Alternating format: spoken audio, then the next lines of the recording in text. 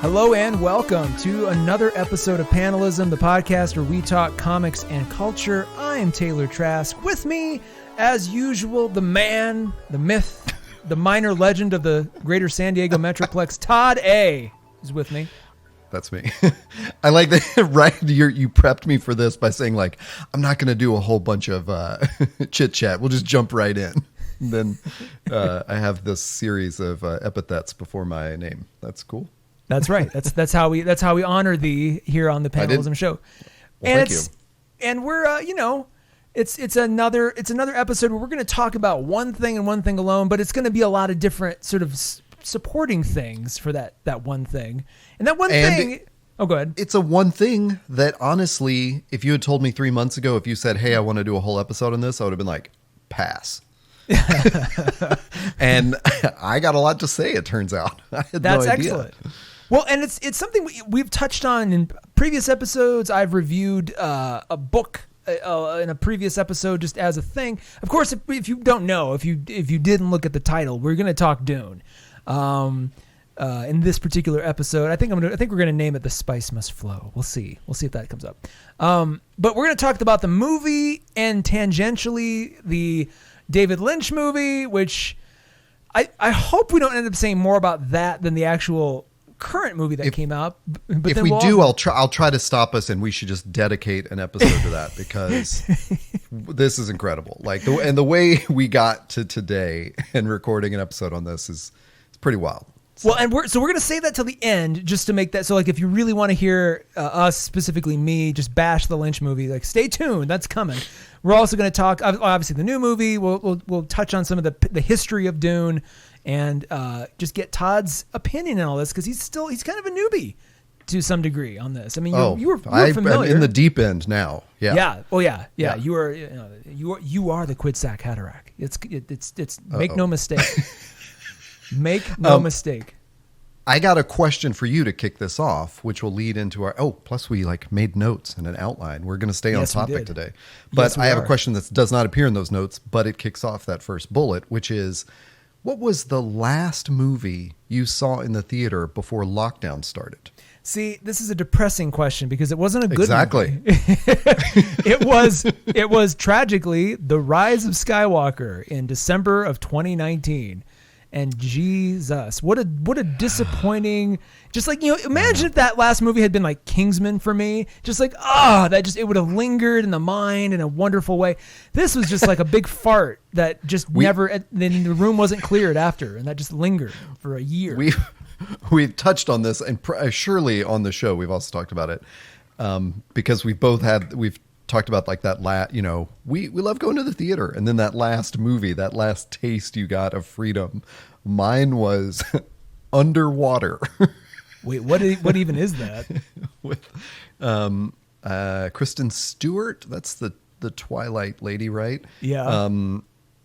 It's a horror movie, not horror, I mean horror-ish thriller where it's basically The Abyss and whatever that other movie was with Sharon Stone and Dustin Hoffman, Sphere. That's the Sphere, it's like they're deep underwater and some terrible thing happens to their station and they got to run, and Samuel L. Jackson was also in Sphere. He was the third. Oh yeah, that's right.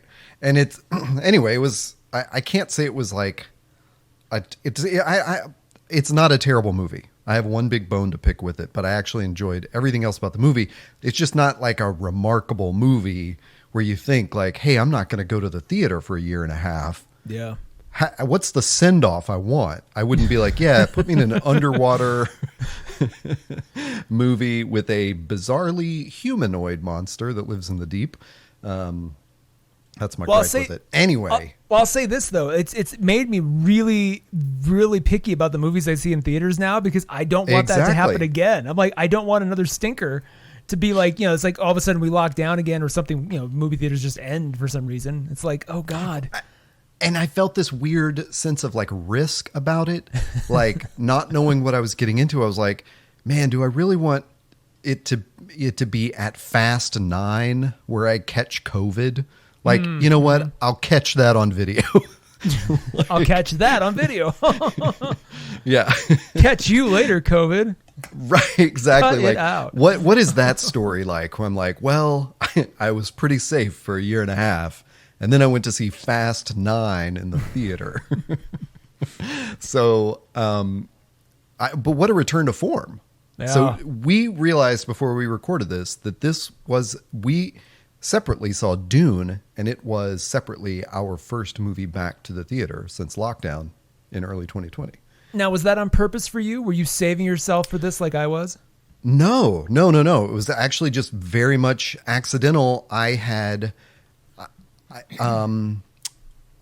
I don't know that it was totally like a safety concern. I just know that like a lot of my sort of preferences have shifted a little bit. Like, I mean, I love the theater experience, but it was that feeling of like, okay, well, I don't really know how safe and enjoyable I'm going to feel. And I don't know if I prefer going to a nighttime movie or what, I just didn't really know how to get back into it.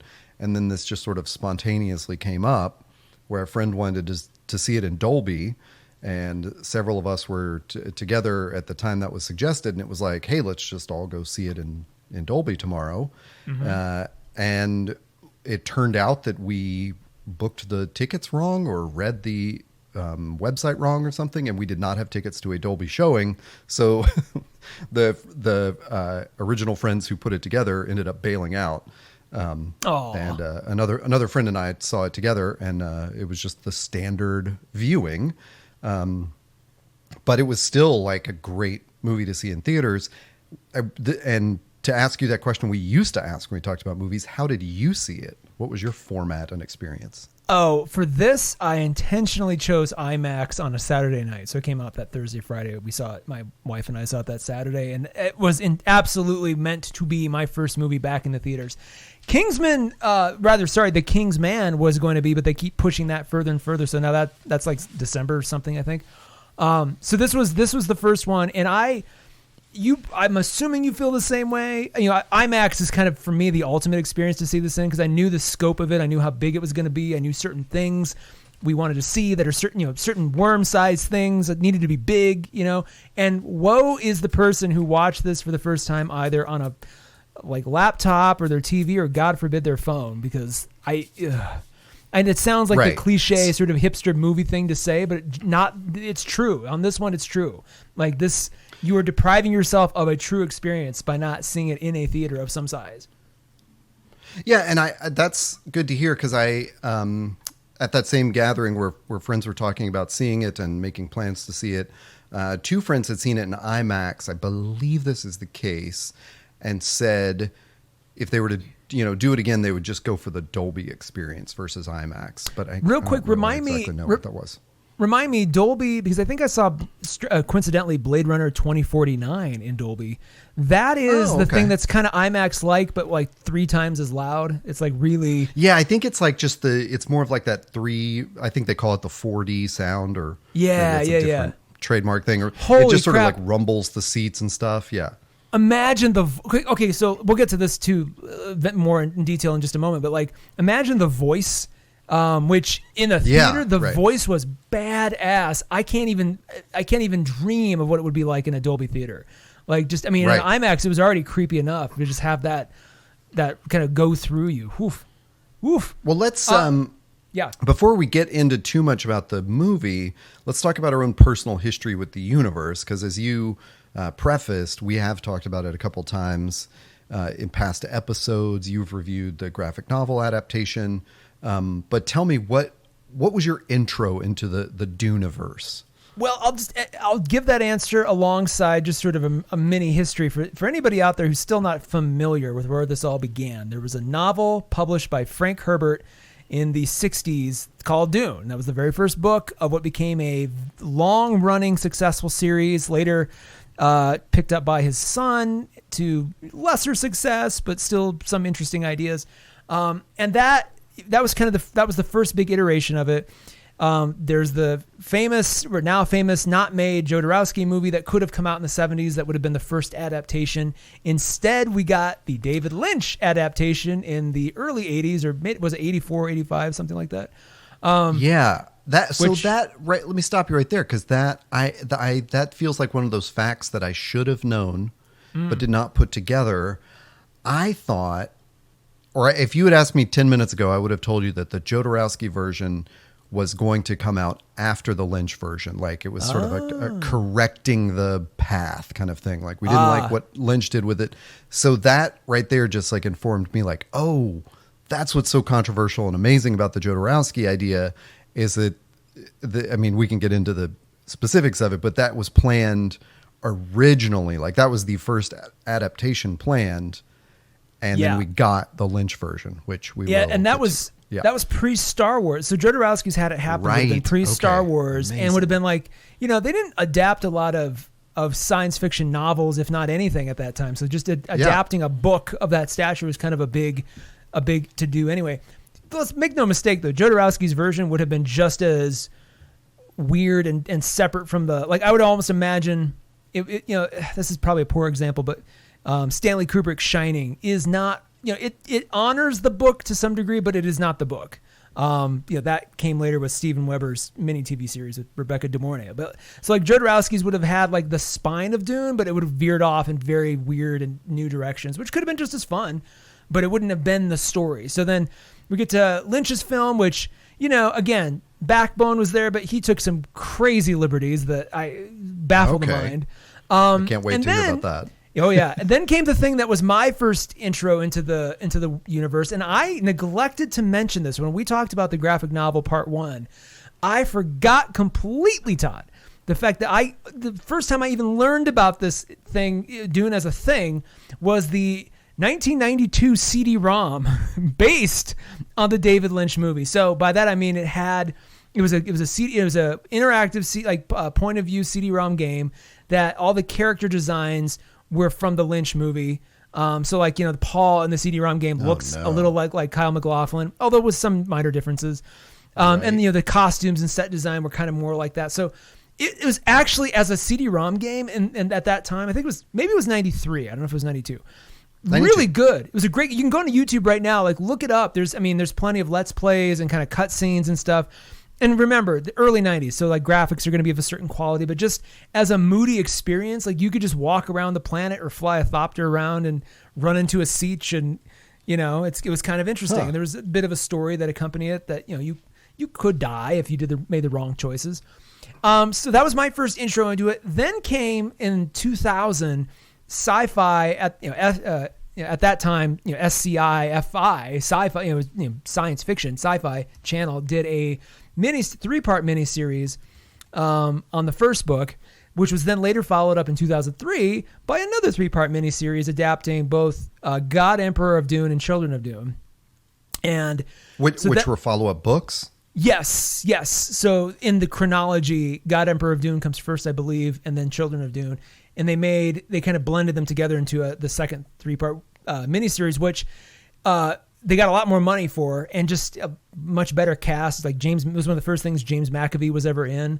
And I really like that Children of Dune miniseries. It ages, doesn't age the best, but it does some interesting things and really captures, I think, the feeling of just, kind of heartbreak and sort of loneliness that some of those characters go through.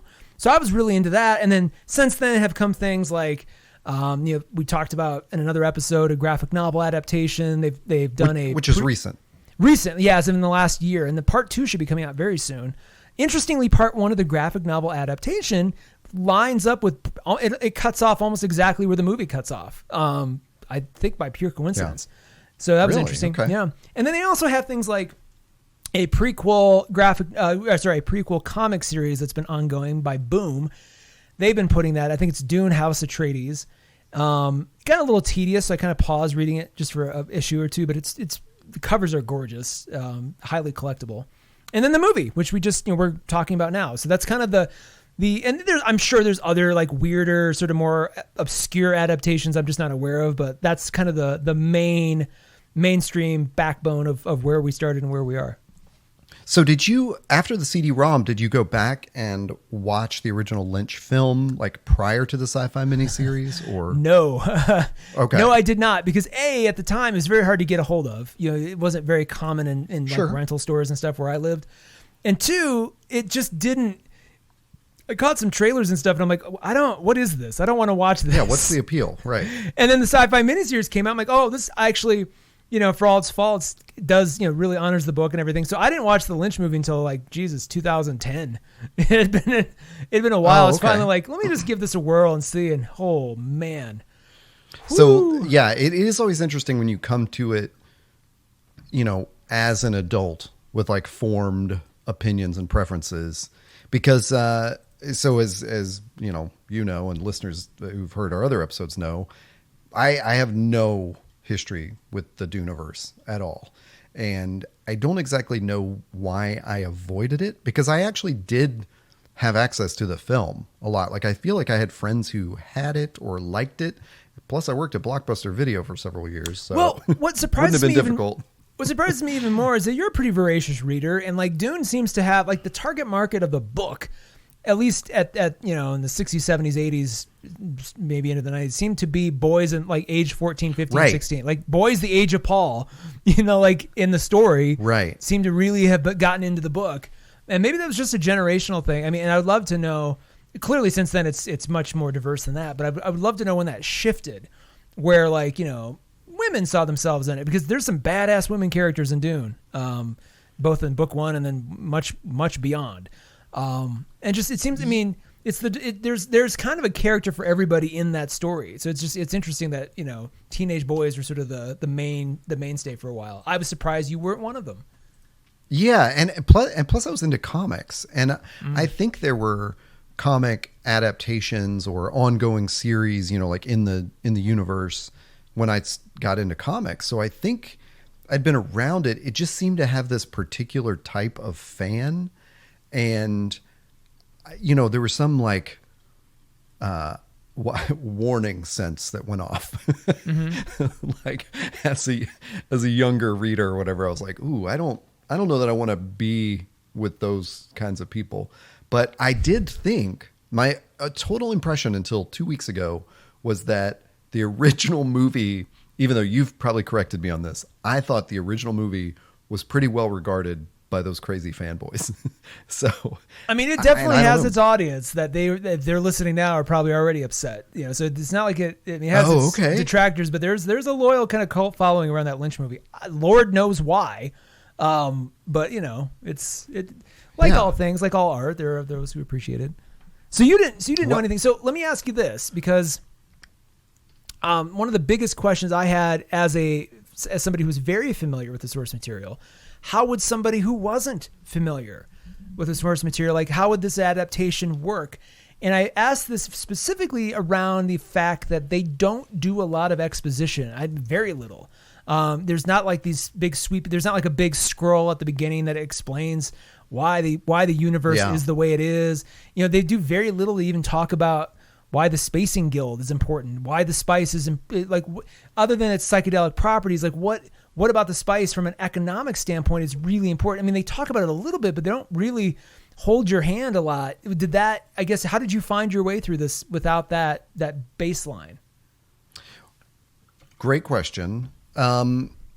So one huge help was that you and I had talked about it when you reviewed the graphic novel. Okay. So, if anyone's interested, that's episode number 160. And you had at least set it up like, discussing the problem of understanding Dune. You had said in this graphic novel, they do a great job of explaining, like, there are these houses. This is sort of the structure of the, interplanetary government, and everyone is reliant on spice for this interstellar travel, and so I sort of got the bullet points from you. Okay, but that was your that was 9 months ago or something, and we. I mean, I guess I can't like dance around this. So in the time that I've seen this in the theater, I have watched it again on HBO Max, and I've watched the original, and I went and watched Blade Runner 2049 because that's a Denis Villeneuve movie that I hadn't seen. So I've had a lot of like the director's work and Dune in my brain.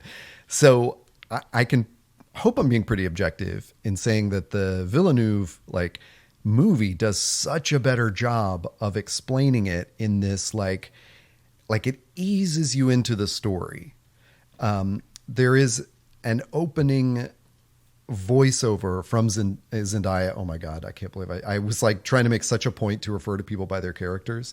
Chani, yeah.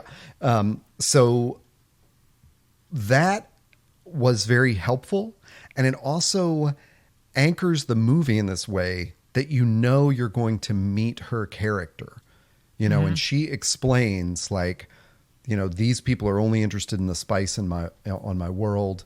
And suddenly one day they were gone, and we don't know what's coming next. Who's going to come here to mess with us again. So I felt like I get it right there. And then when I went and watched the David Lynch film, I was like, what the hell is going on? Like, I don't understand anything. And we'll get into that. But also there's just, like a great, I know, me too. I think that character of Chani is representative of what's terrible about David Lynch's film, because although like Paul just talks about his dreams or something, but there's literally no visual or audible hint of who that is that he's talking about seeing until Sean Young appears. And there's like this, I feel like there's like a close up of her or something, and you're supposed to realize that's who it is. But by that point in the film, you're like, well, I only know that because I know how films are made, but this guy didn't the director didn't plant the seed early on. Whereas like Villeneuve put that like right up front, like that's the first voice you hear. Yeah. So then you start seeing Paul's dreams and glimpses of her face. When she shows up, you're like, got it. Anyway, we're already jumping in, but I did want to get like, what was your takeaway, like your first impression kind of thing, like when you walked out of the theater? Oh, it was hard because I do a couple things at the same time. One, I had to just sort of let myself fall into the fact that I was back in a theater. It's like, oh my God, I'm sitting here and this is happening. And no, we're back, everybody. And it was a pretty crowded theater too. It was kind of nice just to sort of let that moment happen. I didn't want to gloss over that. I kind of wanted that sort of, like almost communal, like, reverence to establish itself. Then, I had a couple things in my mind. I knew the cast was going to be killer, just by who had been cast, who pops up in the posters. So that wasn't a concern to me. And if anything, as everybody sort of appeared on screen for the first time, all of my hopes and dreams were just validated again and again and again. I was like, holy crap! Right. I would say at least half of that cast now. Those are all I'll think of when I think of the story. Like a couple of those people are now like Rebecca Ferguson is my Lady Jessica from now on, right? Even Oscar Isaac is my Duke Leto from now on. Although there's been some other really good Duke Letos too. It's a hard one. Anyway, so cast was good. So the big things I was looking for out of the gate were like, what's this Hans Zimmer score going to be like? Because I sort of had sampled it just a little bit ahead of time without getting too spoilery, and I was like, ooh, this is going to be different. I want to see how this happens in context. And then what's the scenic design? Like, what are the sets and the costumes? Like, how is that all going to, like, what's Denis Villeneuve's sort of, how does he see this world? Because we all know he's a huge fan of the book. He cares a damn lot about the source material. He's going to honor it like crazy while giving us what he sees. And was, again, pleasantly surprised by that. Some of it is sort of how I interpreted it, but at the same time, a lot of it felt very new, especially when they get to Arrakeen, which is the kind of the capital city on Arrakis. Very different from anything I've ever imagined before. So like that kind of stuff was just a delight. And then there's always that sort of, for the first 20 minutes, there's always that thing in your mind, like, is this going to be good? Is this going to be good? When can I stop worrying? And like, pretty quick, I was like, okay, regardless of what happens next, they've met that, we're good. So now it's like, how good is it really going to be? And then, I knew, by the way, too, coming into it very well, that this is part one of, maybe many parts, and it will cut off at some point. I just did not know where. And so there's this wonderful feeling of, after Paul and Jessica have fled Arrakeen, that I'm like, shoot, how far into this are we going to go? And I just kind of got lost. And so when it did finally cut, I was like, oh man, there it is. Knowing it was coming, but when it happened, it was just like, oh, I'm so satisfied because everything was everything just kind of came together beautifully in that moment. And then, seeing knowing where they're going from here and just being all the more excited now, having been like, okay, this is what he did with the budget he had, and kind of everybody, Warner Brothers kind of going, okay, now he's going to do it again with the more interesting part of the book, frankly, more money and like the full confidence of the studio behind him. Like, what's this going to like? Holy crap! Like, I couldn't have asked for a better sort of experience. Well, that's so cool to hear because, and it's a good place for me to insert that it's not that it's not that I didn't like any of these parts, but I definitely found myself like wondering what the structure of the story was. Like, I wasn't thinking like this is going to cut off at some point from our discussion about the graphic novel and, what I knew from like this film. This was going to be a part one, and it was like, I knew there was going to be more. So there were definitely times where I felt like, where is this going? We're hitting these moments of tension, but I'm not feeling like what's the big buildup to? What's the climax of this? Where, what are we leading into? But I was so immersed in the universe and the characters, and especially like this word I wanted to say is that just the pacing of this story felt so even and not rushed, and like, I was like, hey, I'm along for the ride. And I think part of that is coming into the theater after, 18 months or whatever, and going like, I just want to enjoy however long this takes. Yeah.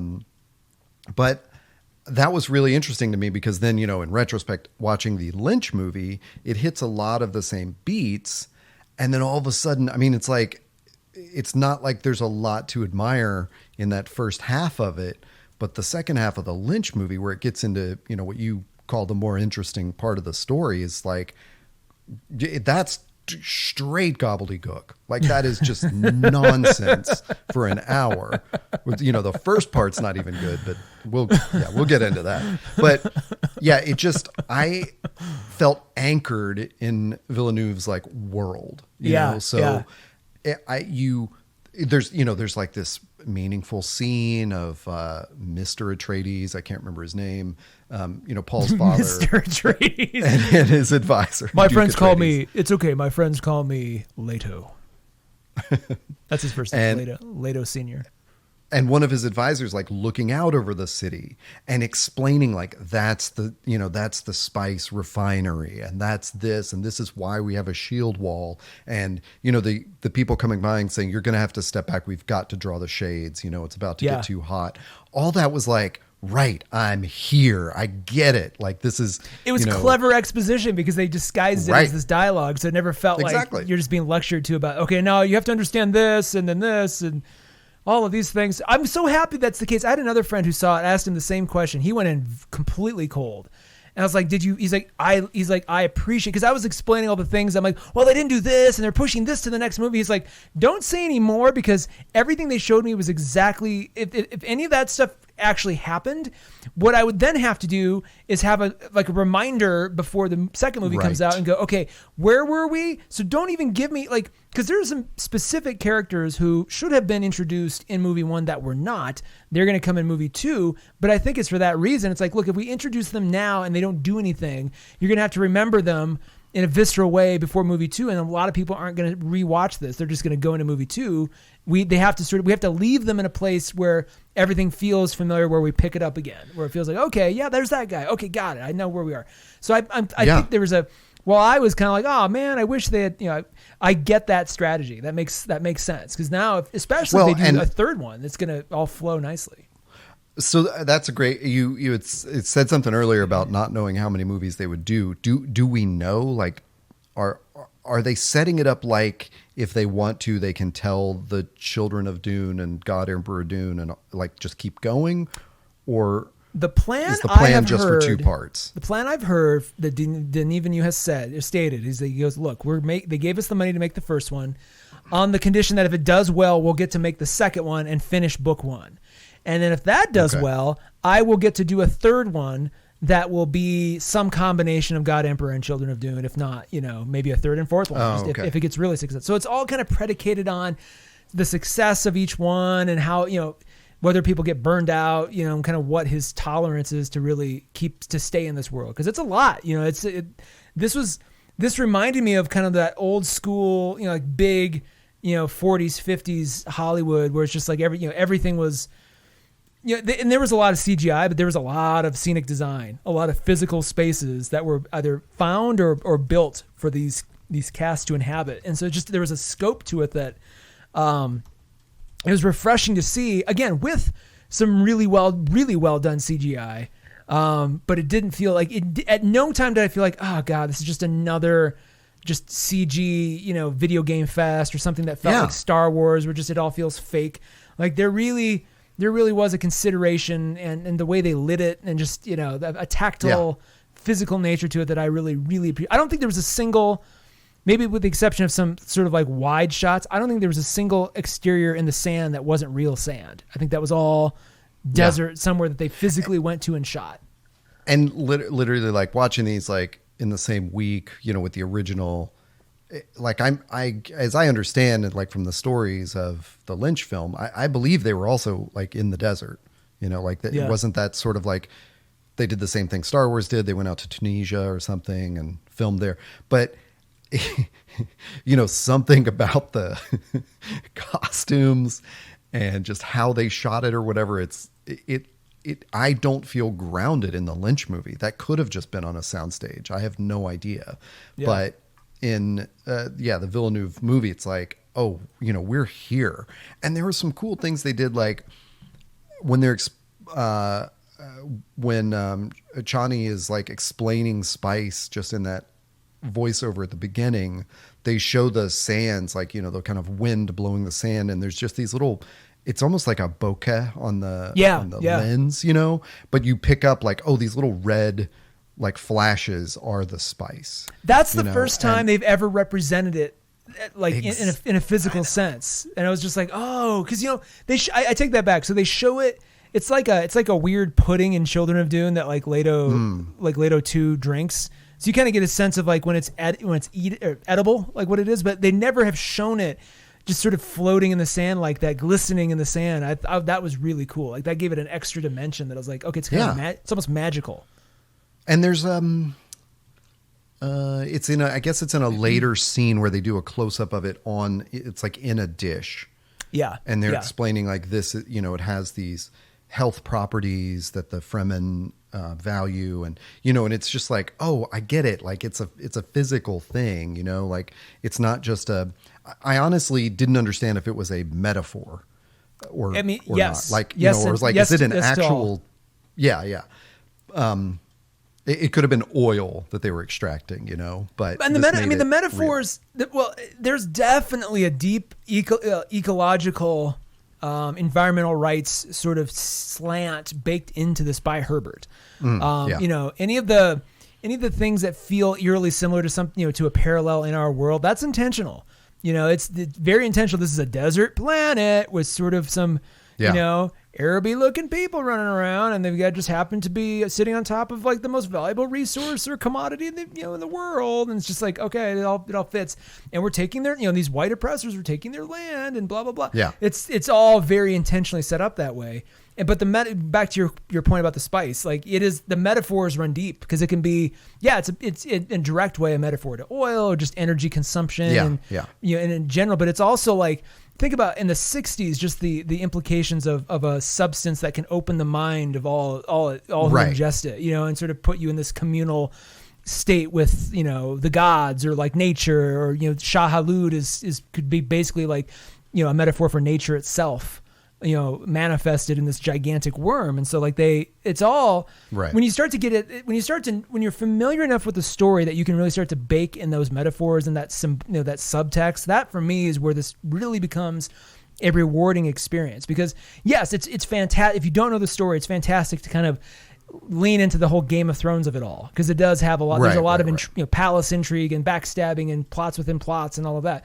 But then outside of that is this other sort of experience of just all those things I just mentioned, along with just, how as you see the conclusion of Paul's story eventually, like, how can we find our own version of that in our world, and just all the lessons you can take away. That's what truly makes the book and by extension the rest of all the adaptations, like the legacy of Dune, so long lasting, is because it does transcend that story in all those deep ways eventually. Like once you kind of really, like I said, live in it for a while. Going back real quick, Jodorowsky's version would have gone way too far into that direction, I think. He was all about the metaphor. Like he didn't really care as much about the story so much as like what it meant. And so he was really willing to embrace that, probably to a fault. Interesting. A lot of book fans would not have been happy. We all sort of marvel in the what could have been. And yeah, it would have been visually incredible. But like at the same time, if you're a book fan, you would have been like, this isn't, as the first adaptation, I don't know, this isn't working for me. So, anyway. Remind me and people who don't know, how do we know what we know about Jodorowsky's Dune?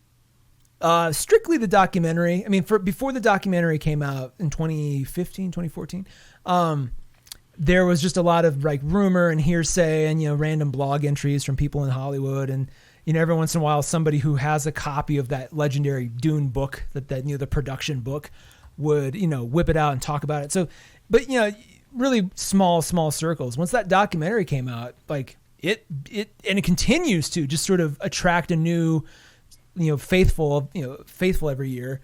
More people know about it, more people pass it around, and then by extension, people just know about him as a creator. And you've heard me rant about him forever. So like, I was clearly one of them. But that documentary really illuminated all the possibility, and then just what didn't happen. So that's the basis of my knowledge of it.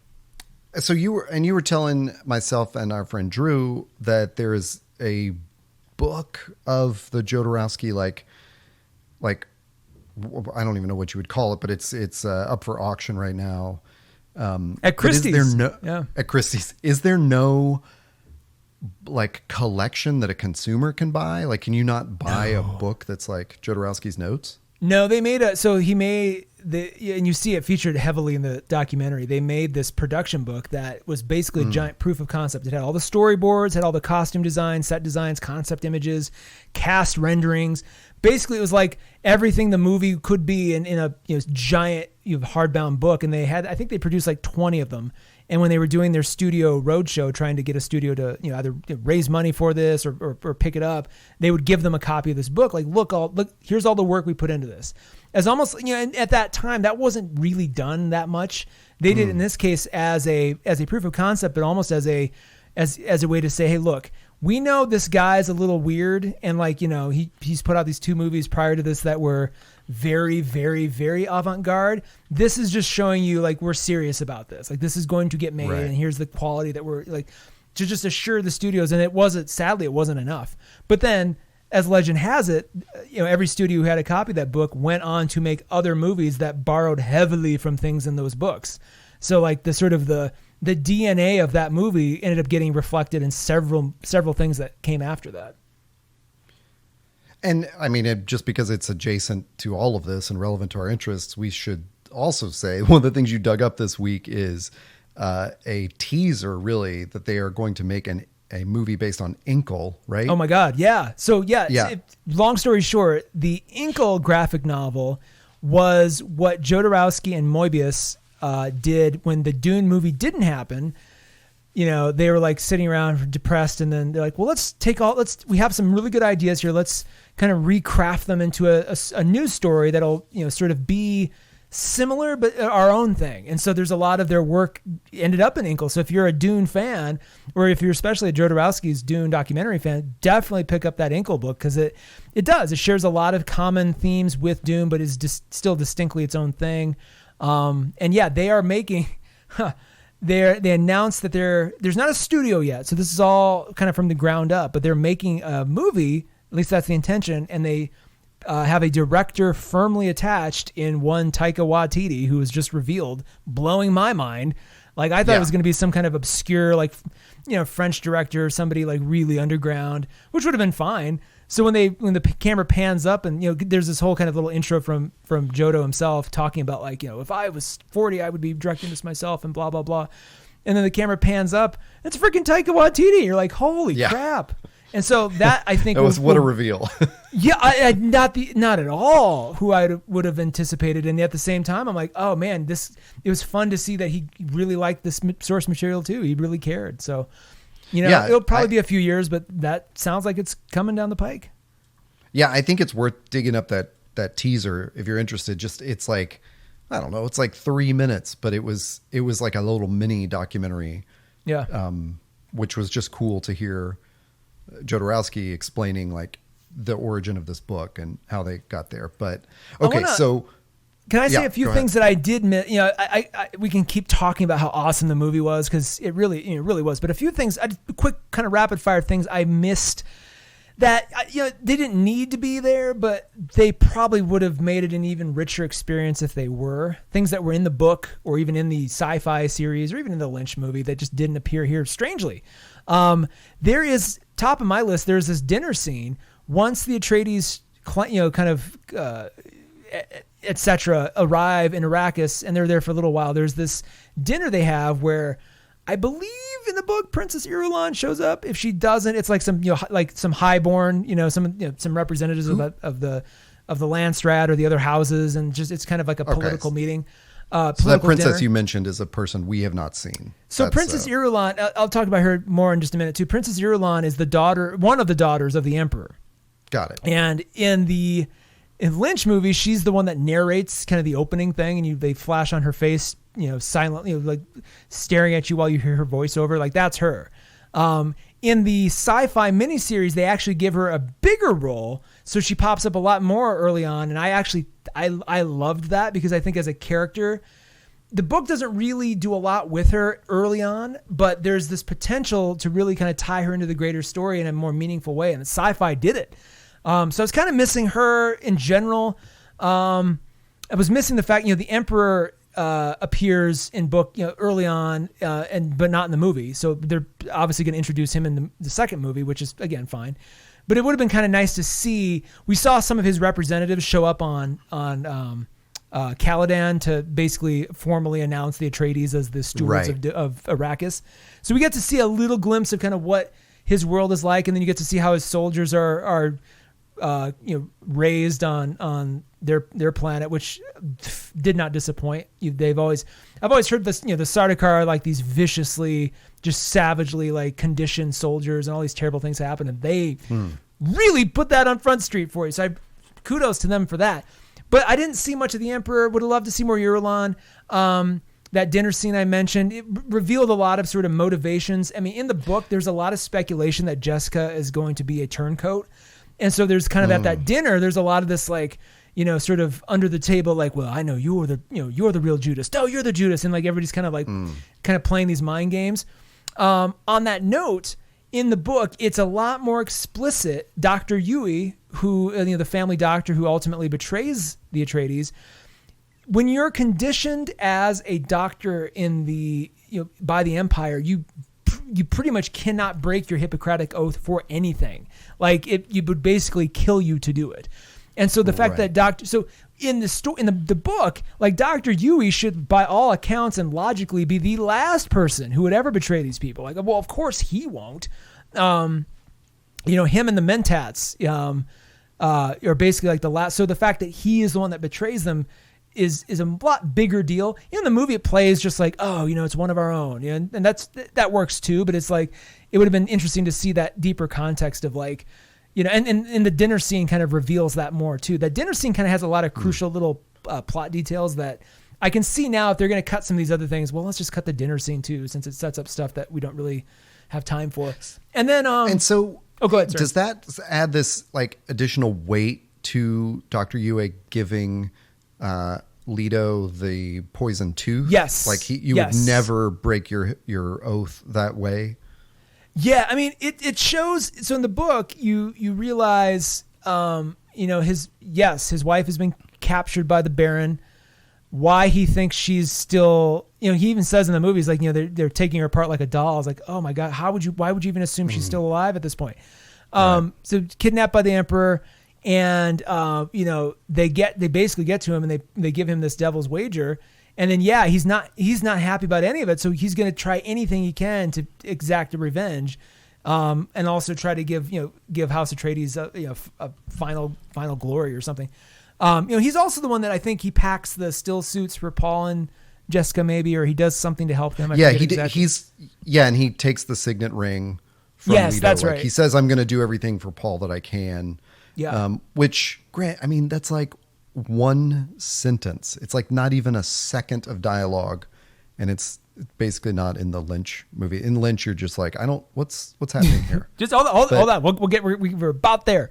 I was just going to say something. Also, that was just such a great moment in the Lynch movie. I do just to call it out, like a great WTF moment for me was seeing the bad guys from Beverly Hills Cop 2, both in House Atreides, Dean Stockwell and Jurgen Prochnow. Like Leto and Dr. Yue are the bad guys. Are they really? Yeah. I did not know that at all. I was just waiting for like a Brigitte Nielsen to like just show up. You know what? In that movie, Brigitte Nielsen would have been right at home. She could have been any number of things in that. She would have been a way better Harkonnen than any. Oh God! The Dr. Yui thing is also interesting because it does sort of have a slice of like what were regular Germans doing when the Nazis came a knocking. Like that has that vibe where it's like you could see Dr. Yue. The German soldiers show up at his house. He's harboring some people in his attic. They're like, look, we're going to kill your wife unless you tell us. And he's like, well, I guess they're up there. It's like it has that sort of flavor to it. And the other thing that I missed a little bit, although probably the least consequential, is the housekeeper. Her name is Mapes. And they introduce her, like there's that scene where Jessica, they line up some Fremen women for Jessica to sort of inspect. And she's like, you're the housekeeper. What's your name? She's like, Mapes. And there's, it can kind of start and end there, and you find her. Sadly, she was one of the first people that Leto finds dead when the sabotage happens. But there's some other important things that she does in the story that again aren't consequential, but it's you kind of miss getting to know her character a little bit more. There's a whole thing. There's a whole thing in the book where the palace at Arrakeen, if you could call it the palace, has. Because this whole planet's just, a horrible desert. The heat gets oppressive. I love the fact they stressed how hot it gets. Like, you got to go inside. You can't be out. You're going to die. They did a really good job of kind of setting that danger. But in the palace, there is this like terrarium, like this indoor garden that's like the only of its kind on the entirety of Arrakis. It's horribly expensive to maintain because it needs all this water. And Mapes is like the one. She's like, that is like don't let them burn it down. They kind of had a version of that with the palm trees in the courtyard. Yeah. Why didn't they just put Mapes? Why didn't Mapes just have that interaction with Paul? That would have kind of would have made a lot more sense. Tied it together or something. Yeah. I don't know. I have to wonder if Denis Villeneuve just has like a whole. He's like, look, if I put Mapes in, I'm gonna have to do like a whole 20 minutes because she's one of my favorite characters. Who knows why? Well, and again, it doesn't hurt the story to take her out, but at the same time, it was a nice touch. To have it's just one more touch to really understand and kind of meet the Fremen and how they've sort of worked their way into society. You've got the sort of the urban Fremen into the like colonists society. Exactly. Yeah. And just that's an important little touch, and the fact that Leto goes out of his way to try to really, there's another scene in the book, I believe, where he does talk to me, he kind of treats Mapes really well. And she's like, I've never seen this before. And they kind of shift that to the Stilgar meeting when he shows up. And Leto's like, look, I really, I'm here for you guys. I really want to make sure this is equitable and blah, blah, blah. And Stilgar's like, okay. And just that was kind of what Mapes would have been. So those are some things I miss, but not, again, they don't fundamentally change, they don't hurt the story. They don't take anything away. They're nice extra little details that I think would have, sweetened it a bit more for me.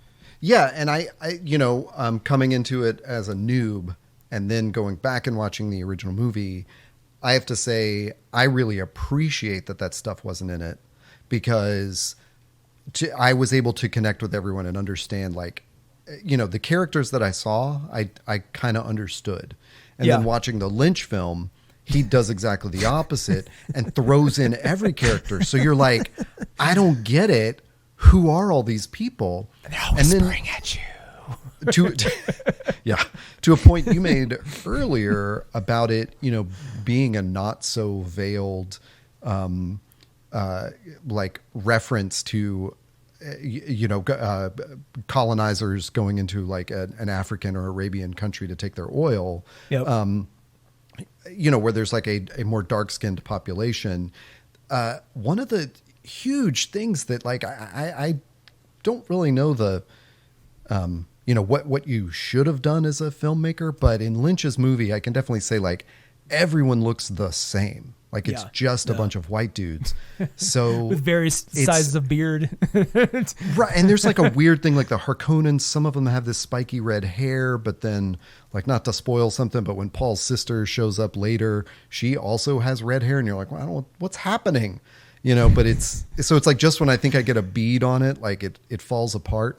But I definitely think Villeneuve's vision was so much better to have diverse populations within each population, like diverse backgrounds in each, people. Like the Fremen were diverse and the Harkonnens were diverse and well, maybe the Harkonnens weren't that diverse, but it was like you're seeing different faces and stuff. So you're much more able to pay attention to like, oh, this is the uniform they're in. Oh, and Lynch's was like, I don't understand. They're all white guys. All white guys in the uniforms look. I mean, the Harkonnen suits and the Fremen suits in the Lynch movie look pretty goddamn similar. Like, there's not a lot of difference. Oh yeah. There's some part where Max von Sydow is like, like he's explaining whatever it's called, the skin suit, the scene where he does the skin suit thing with Kyle MacLachlan or whatever. Yeah. And I'm like, well, wait, are you wearing that same suit? They don't exactly look the same, but who are you? Like, you're a Fremen? I don't get it. Like, there's no differentiation between anything in that movie. Ugh, anyway. Well, I just had another thought I was going to throw out there. I just forgot. While I'm thinking about this though, shout out to freaking Stellan Skarsgård for bringing something new and wonderfully horrifying to the Baron. Yeah. It's interesting. They pronounce it Harkonnen in this one. I've heard it both ways, so I'm used to both pronunciations. Am I saying it the Lynch way? Because I realized I'm saying Harkonnen. You're saying it all the ways except for. I mean, I've only ever heard Harkonnen one other time, and like I think Children of Dune, they say it that way like once or twice, but mainly they say Harkonnen. But I've heard it. It's popped up. I think maybe even in the CD-ROM game they say it too. Anyway, but I like the way they did the Harkonnens. Oh, this is what I was going to say. I love the way they did the Harkonnens in terms of just really making them feel like there's almost like an insect quality. Like they're very just these brittle, bitter people. And then you get Stellan Skarsgård, and I knew he'd be in prosthetics and, they have to do all that. But man, the way he kind of just gives that character just a sheer, just sloth, like the one, Ian McNeice played the character in the sci-fi stuff. And he's much more of sort of a, like almost like a Caligula, like a aristocratic, like, it's just it's very much about power. He's more of a Game of Thrones kind of villain, right? So this is just, and I don't know what's going on in the Lynch one, but like what Stellan Skarsgård did really, like it really clicked for me. The one thing though that I will say this, going back to my list of things I wish they had added, David Dastmalchian plays a character called Piter. Forget his last name.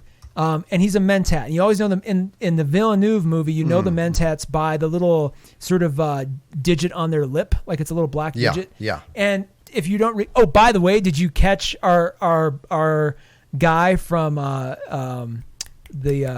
freaking Hulu series? Oh shoot, Devs. The guy from Devs was Tuafir Halleck, the Mentat for the Atreides. No, I did not catch this. Oh my God! It's the old developer from Devs in that show that we loved. Right. Yes. Okay. Gotcha. Yes. Anyway, but they have that little lip. I mentioned this in the other podcast we did, but like a Mentat is basically you're a human conditioned to have the brain operating capacity of a computer. So like they can't have thinking machines. We almost lost humanity because AI almost killed us. So we said no more thinking machines. We're just gonna have to train humanity to do the stuff that AI and high level computers used to do. And so Mentats become sort of the class of like calculations and statisticians and stuff. So Piter is the Harkonnen version of that or flavor of that.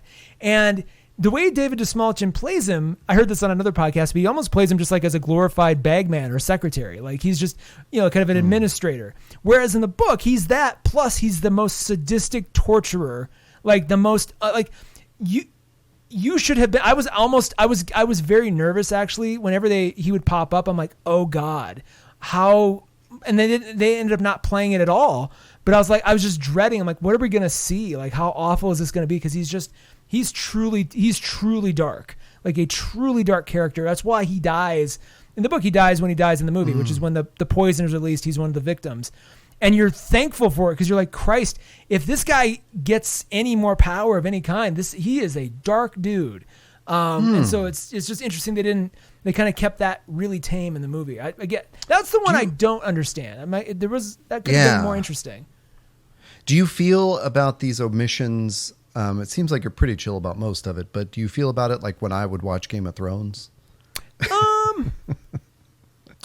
And just be yelling at the TV. No, I wasn't yelling. I wasn't like, oh, come on. Because it didn't take me out of the movie and it didn't remove a crucial piece of information or context.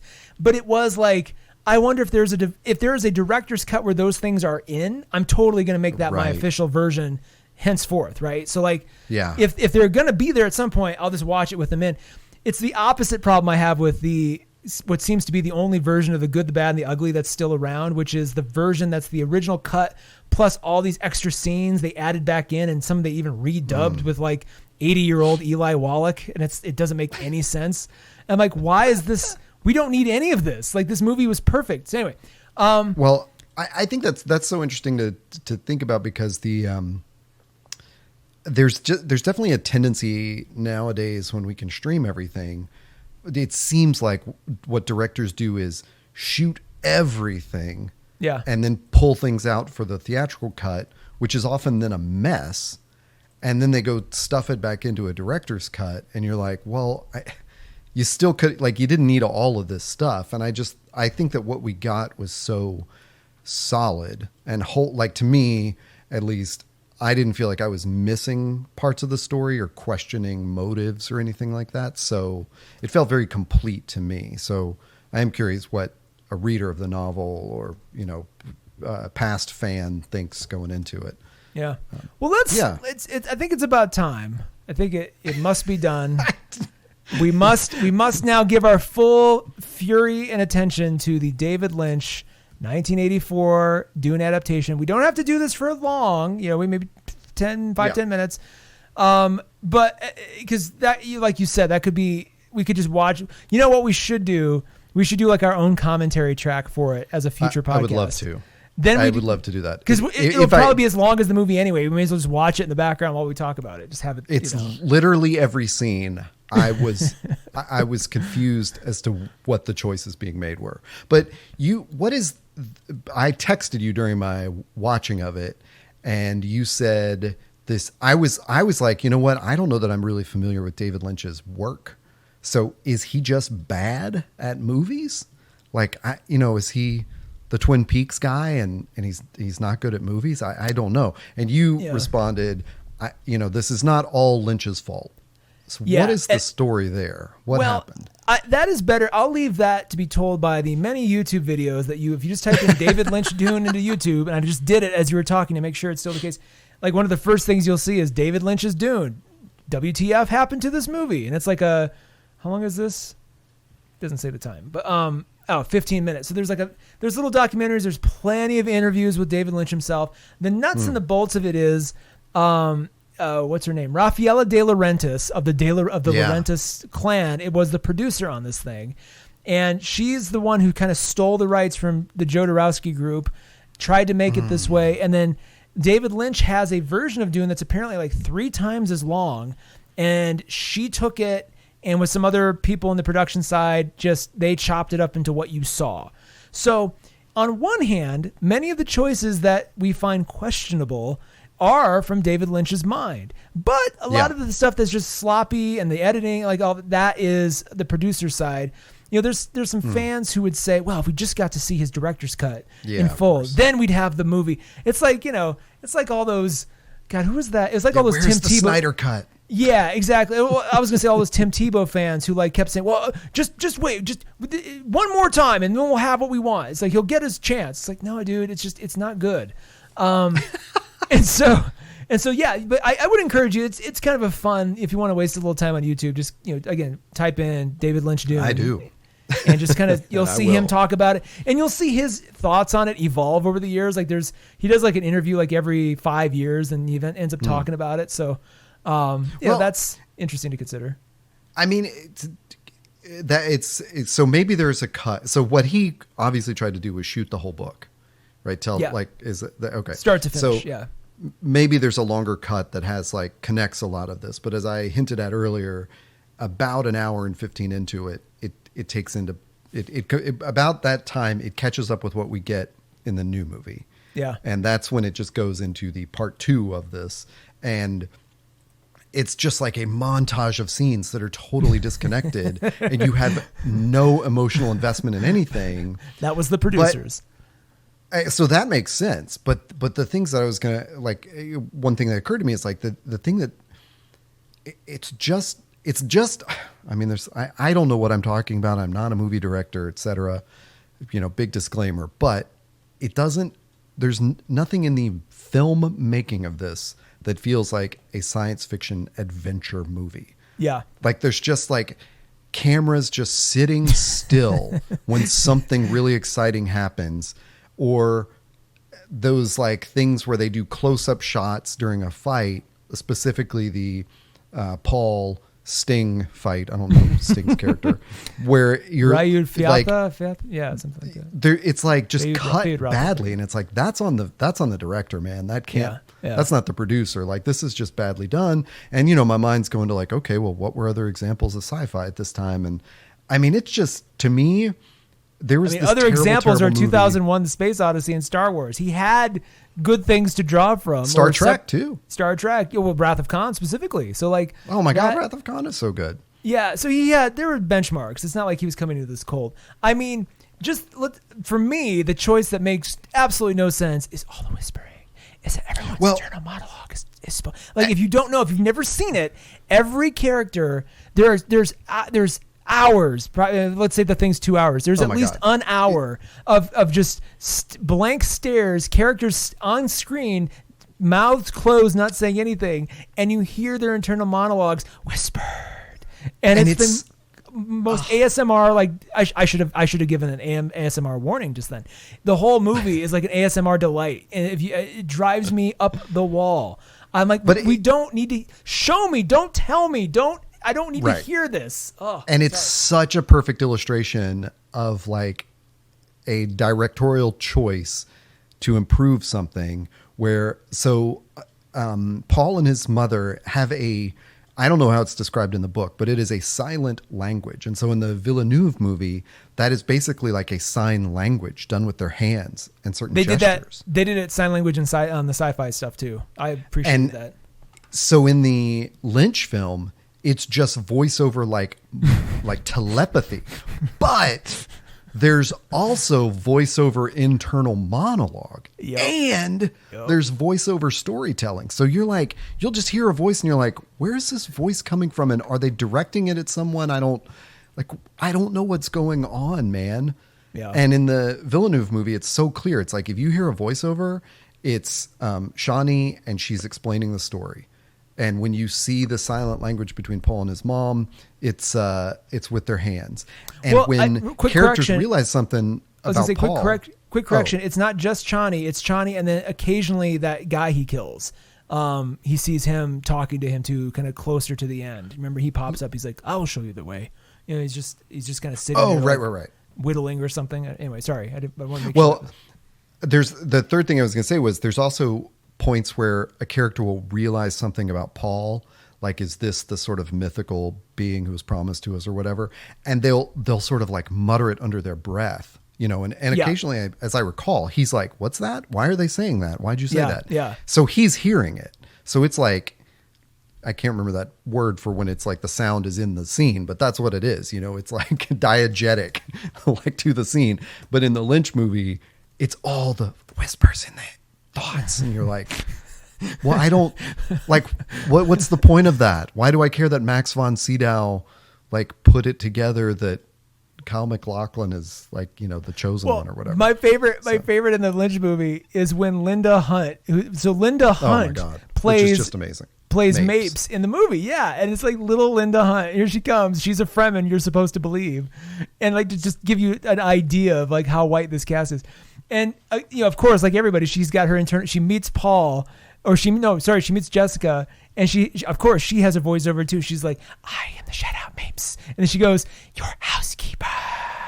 And try to make housekeeper sound like it's scary. I'm like, why is everybody so menacing in their whispers? Like, I much preferred in the Villeneuve movie, like you mentioned, when you know either they were silent and you just saw by their expressions what they were thinking, which is what good acting is supposed to do, or they muttered under their breath, but it's in context and, you know, people can hear it. And just, yeah, it was just that drove me nuts. And then the other thing, you really know, by the way, going back to your point about it not being a sci-fi adventure, you really know someone's dropped the ball when the most fun thing in the entire movie is a flashlight that you yell at. You know, like every kid. I wonder if they were thinking, you know what, this year, not lightsabers, not blasters. We're gonna have flashlights that you yell at. Like somehow, you know, that's how he interpreted the Atreides weapons of choice. And I'm just like, okay, oh my God. And there's a weird scene with the flashlights at the end where, and again, I don't know who's who, because there's like two quote armies, even though there's only about 10 people in each army, like running all over a sand dune. And I don't know who's, you know, what team is mine, but, there's the flashlight people. And then it seems like in their same army are people carrying these like enormous Gatling guns. Yeah. And you're like, well, if you have that, why are you using the flashlight? When they still, and those battle scenes, the epic recapture of Arrakeen, it's like the same 20 guys. They just kind of keep reshooting in different positions and make it look like there's a big army there. But it's just like, it's very scant. You know, when they're all sort of at the palace at the end, you're like, there's not a lot of you, is there? It's just, you know, it's just kind of, here we are. Yeah, we could only afford to take 20 people to the desert. Like we got a football team worth of guys.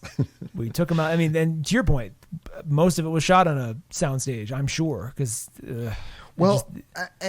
I just, you know, I mean, like I said, I don't think there's any way around it. Like Lynch is to blame for a lot of how bad that is. Yeah, you know, exactly. Well, yeah, I'm not letting him off the hook at all. Rushing the story, like choosing to emphasize certain things that the producer may have done, but these actors, they speak like there's a strange characteristic to the way they speak, and that had to be like a director's choice of like, here's how you're going to talk, you know? Yeah, like it's just weirdly stilted. And I had written down a couple of those phrases, and you had forgotten about one, but this Kyle MacLachlan pointing at this obelisk. This obelisk is of your hardest stone. Kick it. And you're like, am I supposed to feel That's something? That's an actual about this? line of dialogue, folks. This obelisk is of your hardest stone. Kick it. It was that, and the voiceovers, and the just the general acting between them was I just felt like that. You can't get around that. And there were way better movies, especially sci-fi movies, or even sci-fi movies made before and during this time. And the other impression I had was there were two really bad, what I used to think were badly made sci-fi movies that I saw as a child. One was called Ice Pirates, which I don't think anyone saw. And it was like basically like a send up of Buck Rogers. And then the other one was not Buck Rogers, Flash Gordon. There you go. The one that Queen did the soundtrack for. Mm-hmm. And that's what Dune looked like more to me than Star Wars or Star Trek. Yeah. It, you know, or 2001, which it should have. It should have looked like 2001, honestly. I think that's one of the great things about the new Dune is that you're not even really aware that it's a sci-fi movie. It just feels wholly like you're in a different culture and environment, like, and this is just how the technology works here. Yeah. You know, it's not about spaceships and laser beams, you know, it's like everything's different. And that's just really cool to me. Real on that note, I have also been watching, we'll talk about it separately, Apple's Foundation series, which in some ways is analogous just because it's, Isaac Asimov. This is kind of his seminal work, sprawling kind of space opera sort of thing, very much tonally similar to Dune, although even in the writing, like there's a lot of sort of whispers and rumors and intrigue in the book up to a certain extent. Foundation, the books are more about a series of conversations that sort of speculate about the future of humanity. It's, the TV show itself is taking a lot of liberties. I bring it up though, just because, whereas like you said, Dune really restrains itself and keeps it very grounded feeling and much more a story and not about a technology or a space laser or something like that. Foundation has added some elements that make it explicitly about that. Like in a recent episode, they literally out of whole cloth invent this like giant super ship, like almost like a abandoned Death Star that this renegade group of people find, that it's like not at all in the books in any way, shape or form. It's like, let's just put I'm like, okay, so now you're just Star Wars now. Like you've just created this new situation. So anyway, I bring that. I appreciate that Villeneuve, he seems to have it really feels like every single person who did anything on this movie cared a lot. Like, I don't think there was a single detail left unattended or unconsidered. And which makes for repeat watching all the more rich. Even those scenes where there's one of my favorite sequences was the recapture of Arrakeen by the Harkonnens, like when they bring the Sardaukar. Like it's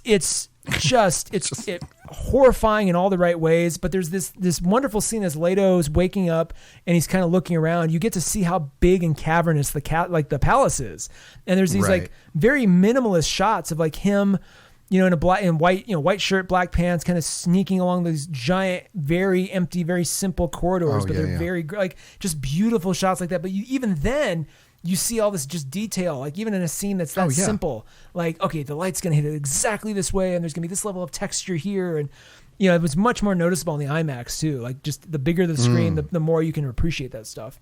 Anyway, and back to that's such a good point too. Cause like, so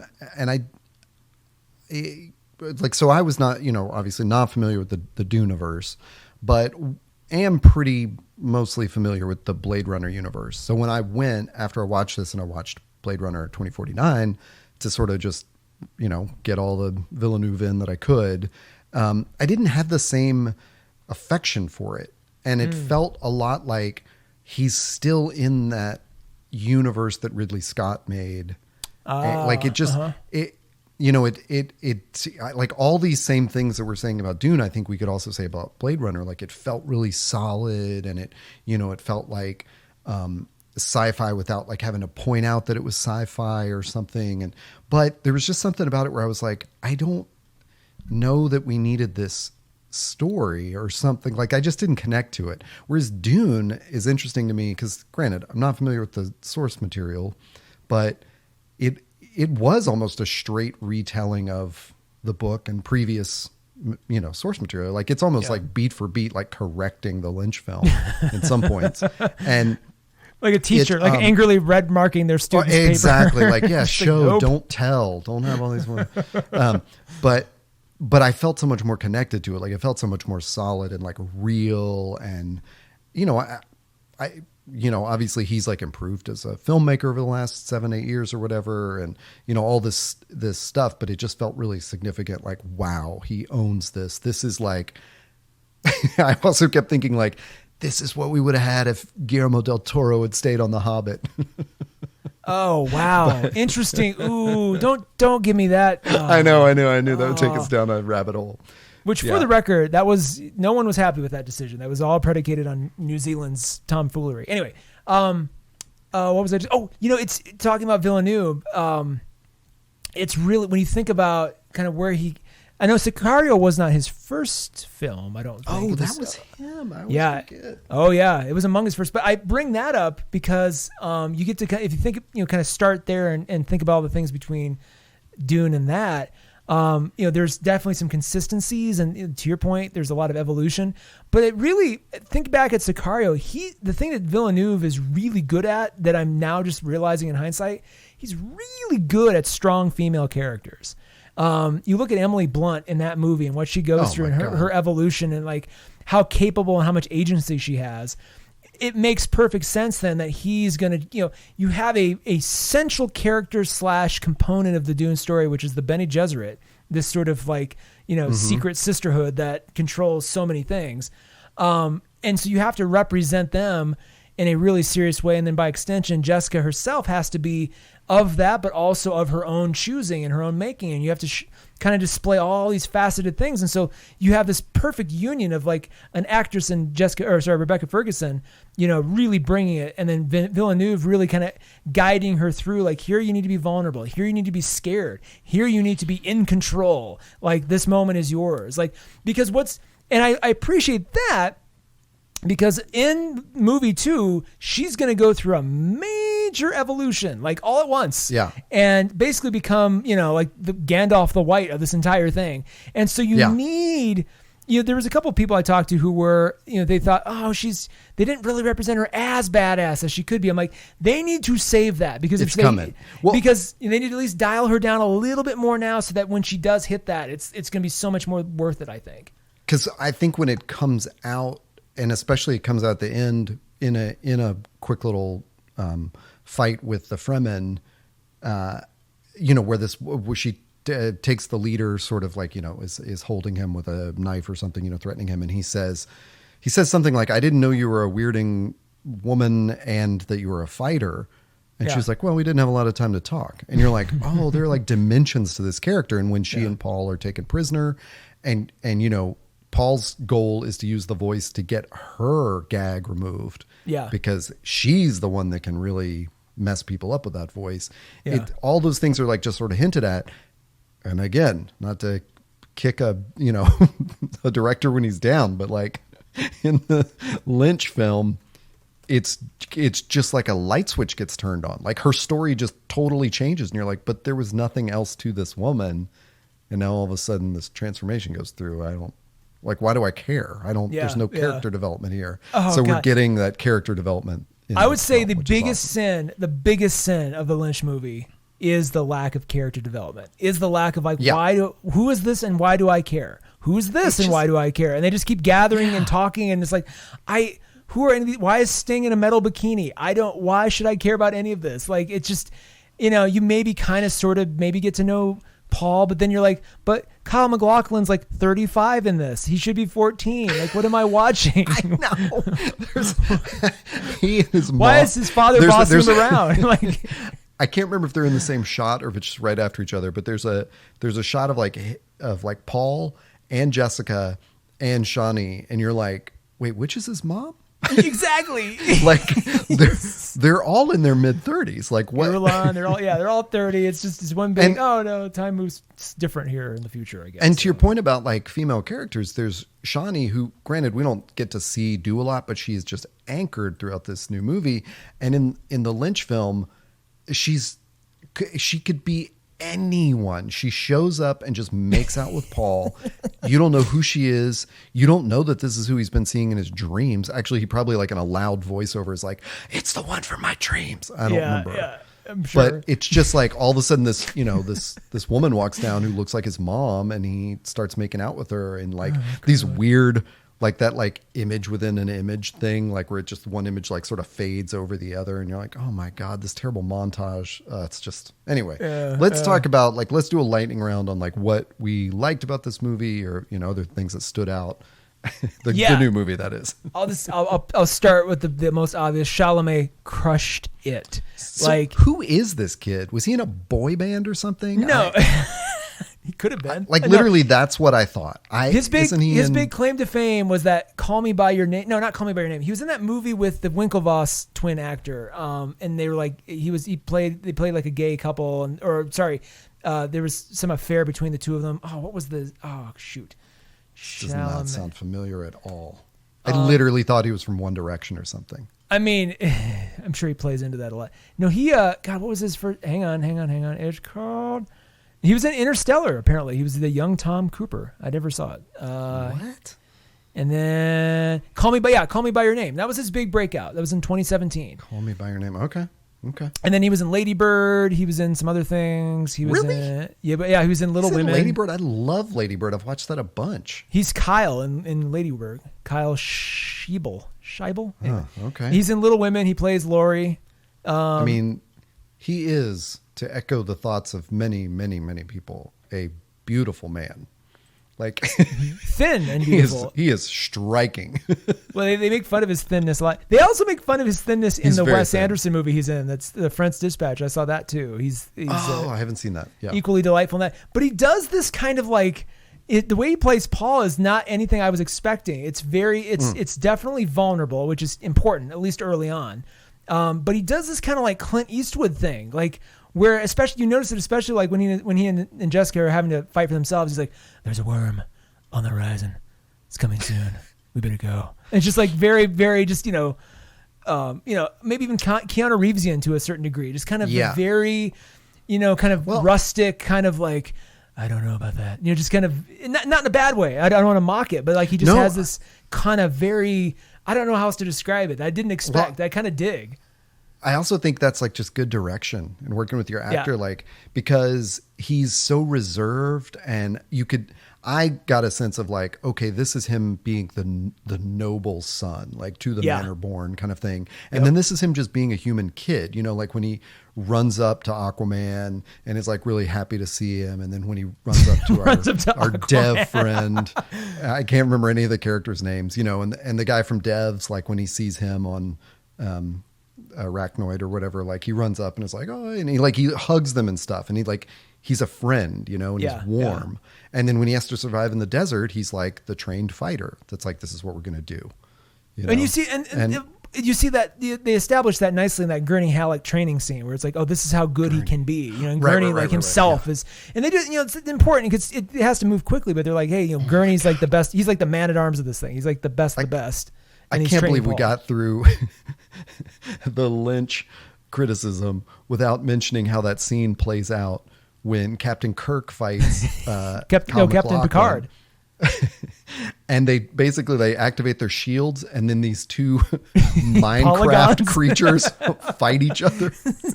And I mean, they're doing the best they can in 1984, but it is hilarious. And then they yell at their flashlights, and those just right. Let's talk about Aquaman real quick. You had mentioned in the notes. When do we talk about how weird it is when Jason Momoa has no beard? My God. Yeah, it is weird, isn't it? I just had that moment of like, I didn't know what his face looked like. Yeah.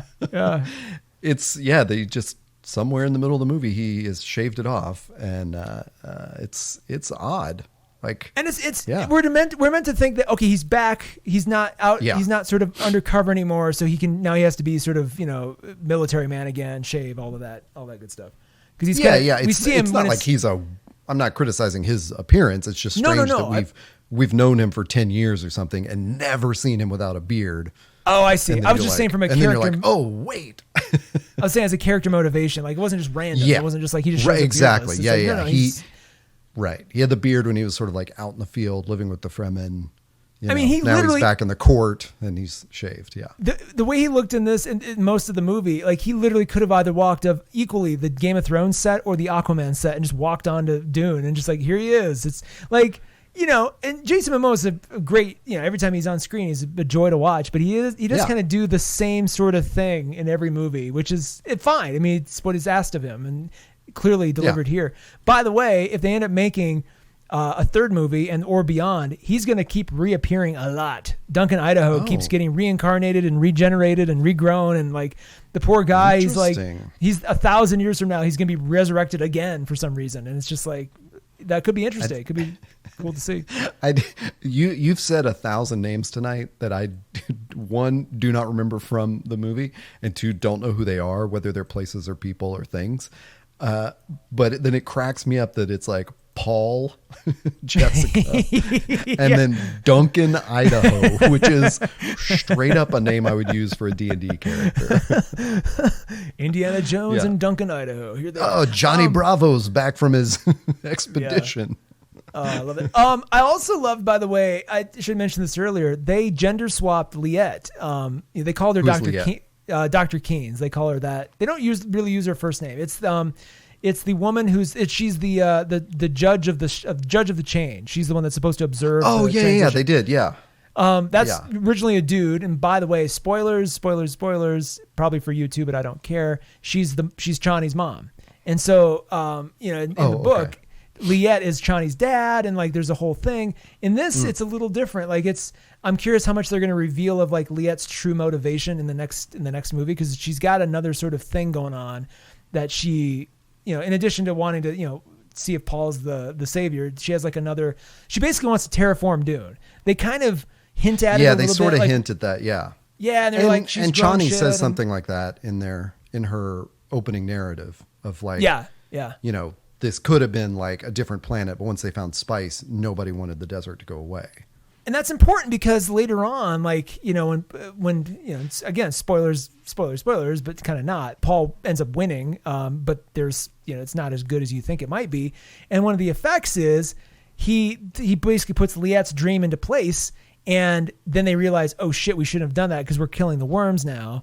And so that's a whole thing that again, it's more environmental sort of theory and ecology and all this stuff. Yeah. So I love, though, there's no reason it couldn't have been a woman. I thought it was perfect that it was. Yeah. It was again, and Denis plays those characters really well. And I like the symmetry of her being like a strong mom to Chani. There's something about that. And then Jessica's a strong mom to Paul. Like I like that mirror effect. And like as a filmmaker, I know I took like one filmmaking class in college, and it was from just a very classical, like old school dude who just had these rules. Like, look, if you're leading, actress is a blonde, then the actress that plays opposite her is a brunette.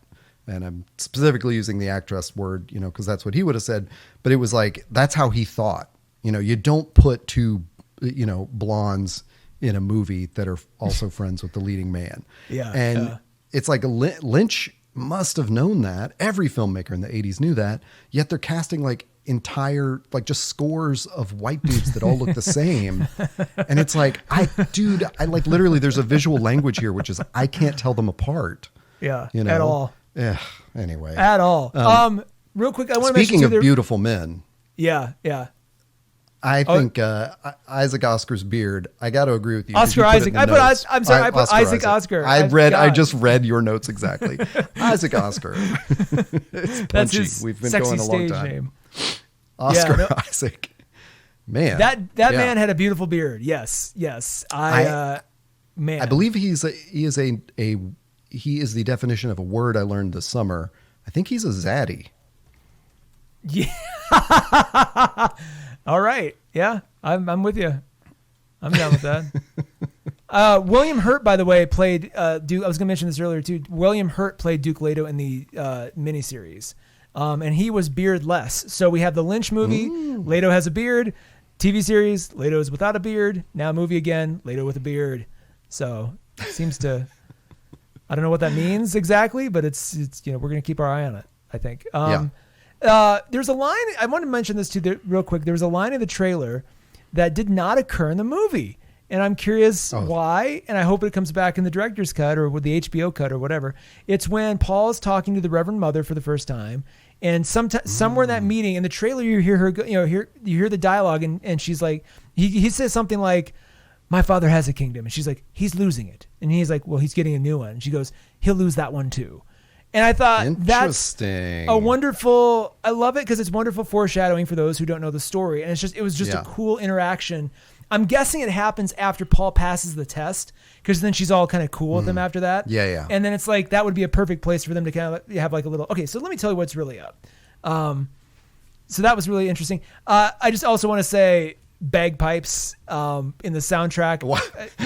Hans Zimmer made what a shock that was. Hans Zimmer made the choice that the Atreides like family sound is very Scottish and very bagpipe heavy, which I didn't know how I felt about until they were being taken over by the Harkonnens, and and Gurney Halleck's rallying, and then you hear this like just army of bagpipes like na na na na, and just it was so different and fresh that I was like, oh, I'm in with this. And And then finally, like, I guess if you could pick, I know it's impossible, but if you could pick one character who really did it for you or surprised you or delighted you in a certain way, who would you pick? Good question. I think, you know me, I always got to cheat, but I mean, I think it's a tie between Paul and Jessica, and I would say that what surprised me about it was the relationship that we see after they survive the assault, and so it was because I think previous to that, I both of them had sort of hints of things going on beneath the surface, but I just wasn't. I didn't know what it was going to be. And then after they, survive their it's not their imprisonment, their kidnapping, whatever. It was like, oh wow, this is cool. I really like the way they're working together and the way both of their characters came out. So nice. My answer is basically the same. I would say Jessica for reasons I expected. I expected Rebecca Ferguson to try her little heart out, and she absolutely did and was directed expertly. But I would say Paul was the real breakout for me. Because Chalamet did something I did not expect, like I said. And then there's that scene in the, they have just escaped Arakeen. They're in their sort of tent, hiding out from the storm. And Paul's having this basically mental breakdown. Yeah, and he's screaming at Jessica. He's like, you did this to me. You made me this. Command performance. I mean, Chalamet crushed that to the point where now I'm like, oh, I want to hear him say the words, the sleeper has awoken, because he'll do it convincingly. He's not going to give us that Kyle MacLachlan like, Father, the sleeper has awoken. Like, it's like, oh my God, I forgot about that terrible Chalamet's going to make that mean something. I saw, some of this dialogue that's just been really corny. The guy who played Paul in the miniseries, he did a fine job. He was also very old for the role. But he, I think he was like in his mid to late 20s when they cast him. Probably because they're just too scared to put a kid in. There wasn't. Yeah. And fair enough. I mean, we've kind of reached a point now where there's a lot of really good kid actors again. We're almost like back to the 80s where a lot of kid actors are really, which makes me wonder why they couldn't have done it. They could have done it in the Lynch movie, but. Well, yeah. But anyway, I came away from that. I loved so much of what so many of those actors were doing, but I came out of the theater going, God damn it, Chalamet has just made me a fan. Like, this might be, I don't know if it's my definitive Paul, but it is definitely one of my favorite Pauls. Like, he's doing something so specific, and again, he's kind of setting the stage for something to come, and I can't wait to see it. You said that about the Lynch movie. I'm sorry to just keep extending this podcast until we reach the length of Dune. The Lynch movie. But it's like he could have cast a kid, and my brain went, yeah, he could have. And then you're like, wait, in the reality of the Lynch movie, Paul is like 30 years old.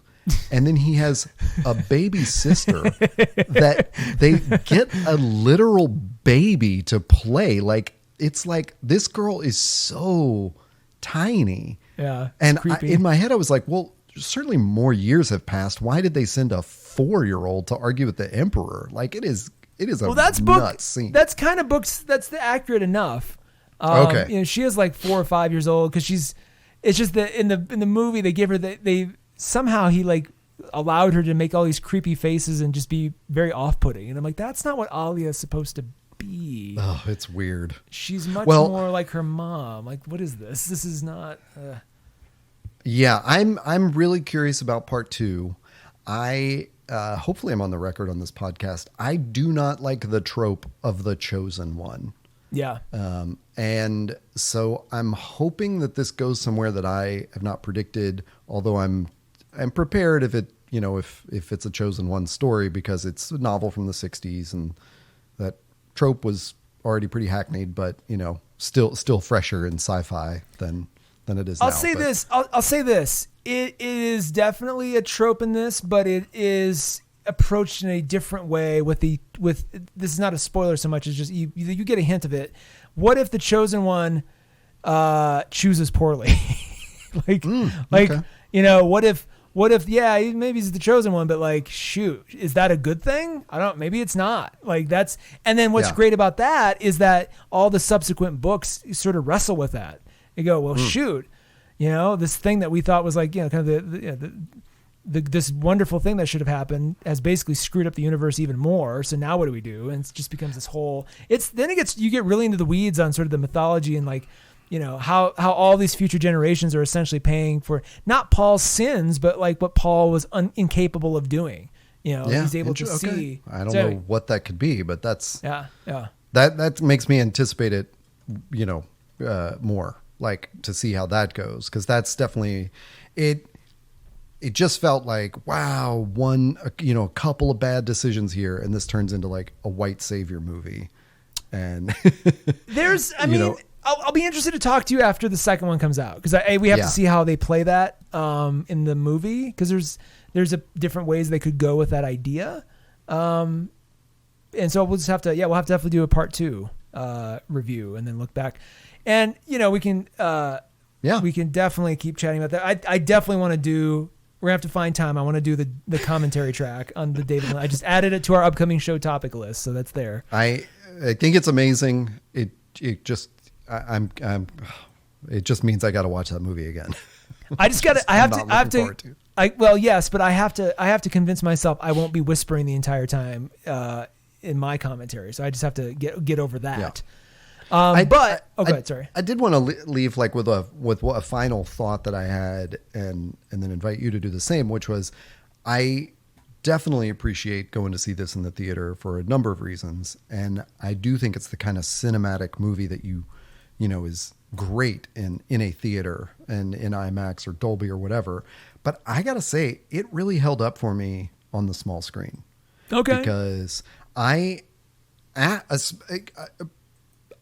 of assumed you and I might do a podcast on it. And I kind of thought I'll end up just watching it on HBO Max. It's free, yada, yada, whatever. But doing it the way I did, seeing it in the theater first and then being able to rewatch it on HBO, first of all, that's an amazing freaking distribution system. I love that so much, because I wouldn't have gone back to see it in the theater. It could have been $5 and I don't think I would have been like, yeah, I'll go pay that. It would have just like, there's something about sitting in a theater again, but watching it at home, being able to pause it, whatever. I loved that. And I just think like, however you're going to see it, I think it's worth it. There's certainly like optimal ways to see it, but, and there's certainly stuff you're missing out by seeing it on a small screen, but I think it was still so like magnetic for me. I appreciate that, but let me offer a small counterpoint. Okay. We will have forever to watch it on our TVs. You only get a few tries, and I'm sure they'll rerun it again before the second one comes out, so you'll probably have another chance. But that'll kind of be it, other than the odd, once in a while showing if you can catch it at an Alamo or something. So exactly. When there's movies like that, like I saw French Dispatch too. That's one that I didn't, I'm glad I saw it in the theater, but I didn't need to. It's not something where it's like the scope of it has to be appreciated. And like, it's like, I think I would have appreciated it just as much on TV, and that's not minimizing it, but it's whereas Dune, it's like, you kind of need to see Shah Halud gobble you up from above. Like, you kind of need that scale to really get what they're going for. Again, if you can't, to your point, if you can't, you'll still have a good experience watching it on TV. It's not like all is lost, so don't feel depressed. But if you can see it in a theater, I highly encourage it.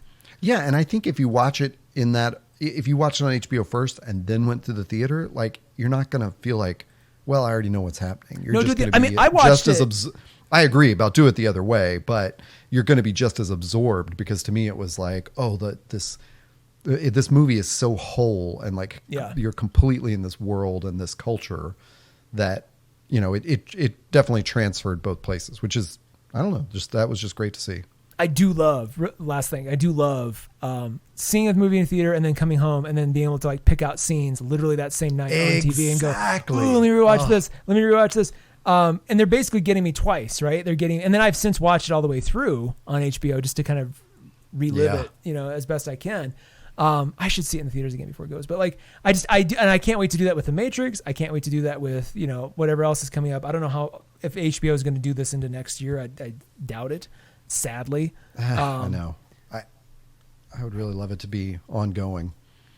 I mean, so many movies like I saw at midnight and I came home. I'm like, fuck, I wish I could rewatch it like right now, like but in bed, not like have to go back. And so many times you and I have talked about a movie and I'm like unclear on exactly what went down. And I just want to refresh myself before we talk about it. And it's yeah.